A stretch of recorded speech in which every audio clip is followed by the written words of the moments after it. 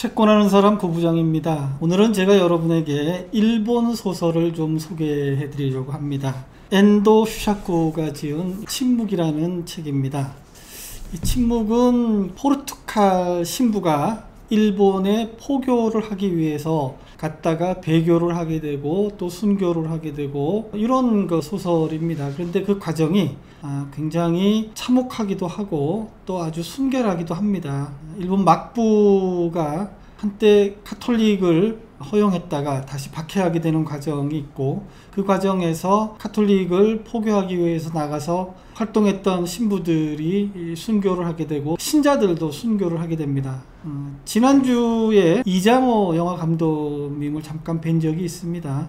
그때 이장호 감독님도 바로 이 책을 얘기하면서 고문받는 모습을 적나라하게 묘사를 하시면서 이제 그런 장면 때문에 자기가 영화를 만든 적도 있다. 오래전에 나온 책입니다. 1982년도에 나왔으니까 약 40년 전에 출간이 됐습니다. 막부 시대에는 카톨릭을 처음엔 받아들였다가 이제 박해를 하기도 했습니다. 그래서 그 사이에 카톨릭이 많이 번져서 신자들이 많이 늘어났습니다. 그런데 이제 박해가 시작되자 신자들이 집에서 쫓겨나고 또 고문을 받고 또 학살되기도 합니다. 나가사키 같은 경우에는 배교하지 않은 26명의 신부가 화형으로 처형되기도 했습니다. 이제 그런 이야기들 중에 한 명이 바로 이 침묵에서 나오는 그 주인공들입니다. 페레이라 신부라고 있었습니다. 34년 동안 일본에서 주교라는 카톨릭의 최고 지위에 있었던 신부님이고 아주 그래서 신앙이 돈독했던 분이시죠. 그런데 어느 날 이 사람이 구멍 매달기 고문을 당하고 배교를 했다 하는 소식이 그 로마 교황청으로 전해집니다. 로마 교황청에서는 이 페레이라 신부가 배교를 했다는 사실을 도저히 믿을 수가 없었습니다. 그렇게 그 신앙심이 깊고 또 지위도 높았던 주교라는 지위까지 올라갔던 신부가 어떻게 배교를 할 수 있었을까? 순교를 했으면 모를까? 이런 의구심 때문에 좀 위험하긴 하지만 4명의 신부를 골라서 일본으로 파견을 합니다. 직접 일본에 가서 페레이라 신부를 만날 수 있으면 만나고 만날 수 없으면 그 소식이라도 확인해서 로마 교황청으로 보고하라 라는 이런 임무를 띠고 4명의 신부가 파견이 됩니다. 배를 타고서 오랜 항해 끝에 일본에 도착합니다. 그리고 이들은 도목이라는 어촌에서 카톨릭 신자 기치지로의 도움을 받아서 숨어서 포교 활동을 시작을 합니다. 그런데 막부의 박해가 이미 심했던지라 오래 가지 않아서 관리들이 마을로 찾아옵니다. 카톨릭 신자를 신고하면 연공을 감해주겠다라고 주민들을 회유합니다. 대부분이 카톨릭 신자였지만 이들 중에 몇 사람들이 회유를 당합니다. 관리가 이 주민들에게 이렇게 얘기합니다. 주민들 중에 3명만 관원으로 출도하라. 이렇게 명령이 떨어집니다. 주민들이 모여서 얘기를 합니다. 3명이 출도하면 살아 돌아올 수도 있지만 못 돌아올 가능성이 매우 높다라고 판단을 하죠. 그래서 주민들 중에 신앙심이 깊은 2명이 자원을 하고 사제들을 안내해준 기치지로가 자원을 해서 3명이 관원으로 출두를 하게 됩니다. 이 3명의 마을 주민이 관원으로 출두하는 장면을 보면서 로댕의 조각으로 유명한 칼레 시민을 생각을 하게 됐습니다.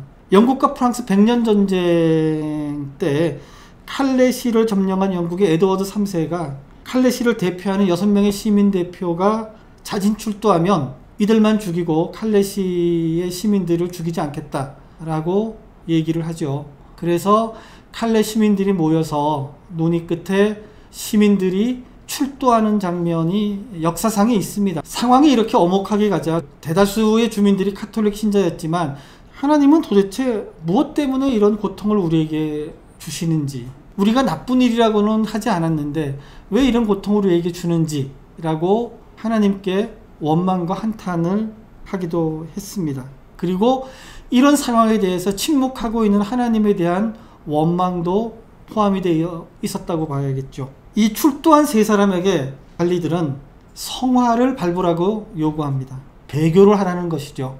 세 사람은 고민 끝에 성화를 밟습니다. 그런데 관리들은 이에 그치지 않고 성화에 침을 뱉고 성모를 매음녀라고 얘기하라고 재차 강요를 합니다. 이런 요구를 들은 주민들이 그것까지는 차마 하지 못해서 순교의 길을 택합니다.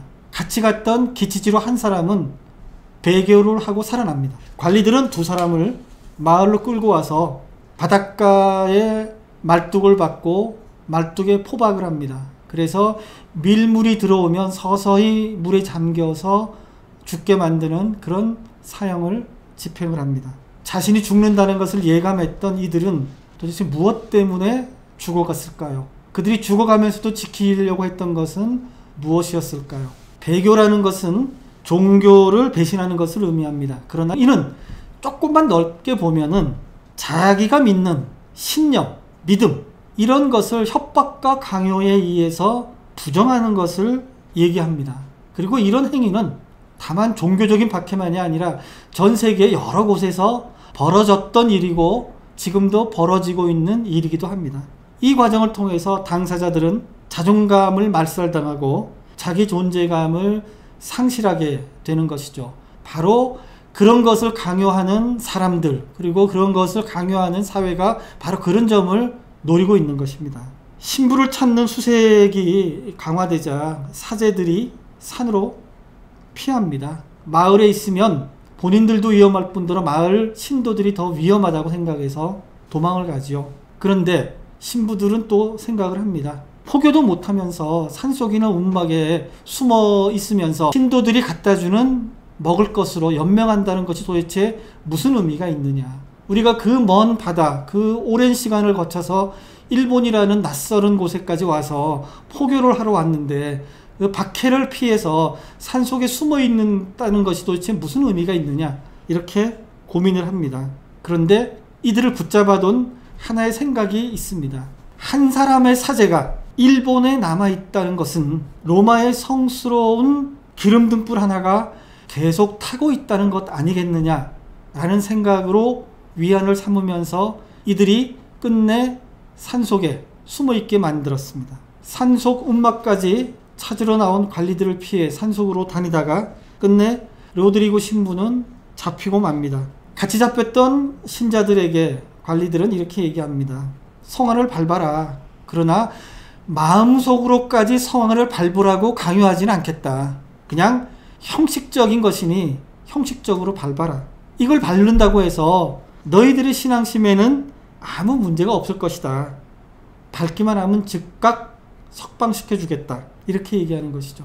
자, 그러면 성화를 밟은 사람들이 배교를 한 것일까요? 안 한 것일까요? 이 글에서 답은 주어지지 않습니다. 이런 장면들을 로드리고 신부가 쭉 보면서 하나님을 믿었던 한 인간이 그 때문에 죽어가고 있는데 세상은 아무렇지도 않게 돌아가고 있다. 이런 순교가 어떤 의미가 있느냐? 주는 과연 이 사실을 알고 있는가? 이런 깊은 회의에 빠집니다. 일본으로 함께 왔던 가르페 신부 역시 신도들과 같이 잡힙니다. 가르페 신부는 좀 더 가혹한 박해를 받습니다. 배교하지 않는 신자들을 멍석에 말아서 바다에 빠뜨립니다. 그리고 그를 바라보고 있는 가르페 신부에게 일본 관리들이 이렇게 얘기합니다. 네가 배교하면 저 사람들을 살릴 수 있다. 배교해라. 너 때문에 저 사람들이 죽는다. 이 말을 들은 가르페 신부가 바다로 뛰어듭니다. 그리고 물에 떠내려가는 신도들을 구하기 위해서 헤엄을 치다가 가르페 신부도 죽습니다. 그리고 이를 말없이 지켜보고 있던 로드리고 신부에게 관리들이 당신은 비겁자다. 저들이 저렇게 죽어가는데 너는 보고만 있지 않느냐라고 비난을 합니다. 로드리고 신부가 마침내 페레이라 신부를 만나게 됩니다. 로드리고 신부가 당연히 묻지요. 무엇 때문에 일본에 남아 있습니까? 그러자 페레이라 신부가 이렇게 얘기합니다. 나는 이곳에 꼭 필요한 존재가 되었다. 이곳에서 천문학이나 의학 같은 분야를 가르치고 있다. 그걸 통해서 일본인들을 구하기도 하고 깨우치기도 한다. 이렇게 얘기를 합니다. 그리고 바로 그 자리에 같이 있던 일본인 통역이 또 이런 말도 합니다. 쓸데없는 고집으로 허송세월하면서 옥에서 일생을 바치느냐, 아니면 표면적으로 배교를 하지만 인간을 위해서 봉사하느냐, 그 선택을 해야 될 때다, 이렇게 얘기합니다. 그리고 그날 밤 잠을 자다가 밤중에 코 고는 소리를 듣습니다. 이렇게 무슨 코를 심하게 골지? 라는 생각이 들었지만 자세히 들어보니 사람이 코 고는 소리가 아니고 구덩이에 거꾸로 매인 신자들이 신음소리였습니다. 그 앓는 소리가 마치 코 고는 소리로 들렸던 것이죠. 로드리고 신부의 고민이 깊어집니다. 자기의 존재 때문에, 또는 자기가 배교를 하지 않았기 때문에 하나님을 믿었던 신자들이 저렇게 죽어가고 있는데 내가 무엇을 할 수 있는가 라는 그런 고민이죠. 페레이라 신부가 감옥에 있는 로드리고 신부를 찾아옵니다. 만약 그리스도가 지금 여기에 있었다면 나와 같이 배교를 하지 않았겠느냐라고 로드리고 신부에게 얘기를 합니다. 그리고 마침내 로드리고 신부가 성화를 밟습니다. 로드리고 신부는 자기는 주님을 배신한 것은 아니다 라고 생각합니다. 다만 지금까지와는 다른 형태로 그분을 사랑하고 있는 것이다. 그분이 비록 침묵하고 있다 하더라도 그분과 함께 있는 것이다 라고 로드리고 신부는 얘기합니다. 저는 이 책을 읽으면서 로드리고 신부나 페레이라 신부의 배교의 편을 들으면 마치 일제시대 때의 친일파들의 변절, 또 군사 독재 시대에 동료를 배신했던 운동권 인사들의 변명을 듣는 것 같기도 했습니다. 그리고 죽음을 불사하고 선교에 나섰던 많은 성직자들을 생각해 봤습니다. 또 그보다 훨씬 더 많이 죽은 신도들도 생각해 봤습니다. 이들이 죽음을 불사하면서까지 끝까지 지키려 했던 것은 무엇이었을까요? 어쩌면 죽음보다도 더 힘들었을 그 무지막지하고 어마어마했던 고문을 버텼던 것은 도대체 무엇이었을까요? 종교란 과연 무엇일까요? 이런 생각을 계속하게 만든 책이 바로 엔도 슈사코의 침묵입니다. 여러분도 한번 일독을 해보시기 바랍니다. 제가 침묵에 주는 별점은 3입니다.